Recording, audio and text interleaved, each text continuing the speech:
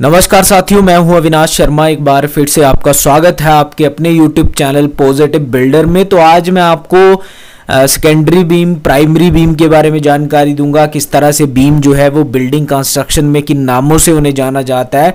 और यहाँ पर आप देख रहे हैं कि ये जो आपका मेन बीम है, इसकी विड्थ भी ज़्यादा है, इसकी डेप्थ भी ज़्यादा है, तो इसे हम जो है वो कहेंगे प्राइमरी बीम।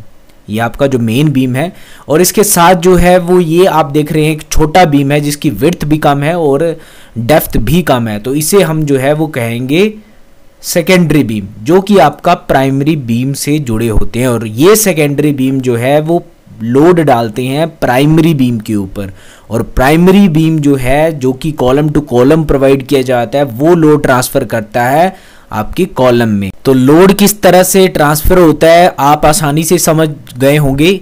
देखिए, जो आपका सेकेंडरी बीम है उस पे जो लोड आएगा, उस बीम पे जो लोड आएगा वो ट्रांसफर होगा आपके पहले प्राइमरी बीम में, और प्राइमरी बीम से वो लोड जो है वो कॉलम में जाएगा।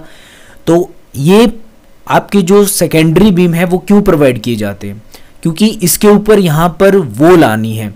वॉल जहाँ पर रहेगी, जहाँ पर दीवार बनेगी, वहाँ पर हम जो है उस दीवार के लोड को बीम के थ्रू ट्रांसफ़र करेंगे कॉलम में। तो आपका जो प्राइमरी बीम है, मान लीजिए वहाँ पर दीवार ना आकर वहाँ पर आएगी और उसके अंदर जो है वो कहीं पर स्लैब के ऊपर आनी थी, तो उसके नीचे हमने क्या किया, सेकेंडरी बीम दे दिया, और सेकेंडरी बीम ने जो है वो दीवार का लोड ले लिया, और दीवार का लोड लेकर जो है उस लोड को प्राइमरी बीम में ट्रांसफ़र कर दिया, और फिर प्राइमरी बीम से आपका कॉलम में ट्रांसफ़र हो गया लोड। तो इस तरह से जो है वो लोड ट्रांसफ़र होता है। आपकी बिल्डिंग में जो वॉल्स होती हैं उनका लोड जो है, जो कि आपके मान लीजिए प्राइमरी बीम में नहीं आएगी, स्लैब के किसी सरफेस पे आ रही हैं, तो वहाँ उस स्लैब सरफेस के नीचे जो है वो हम ये सेकेंडरी बीम जो है वो प्रोवाइड कर देते हैं।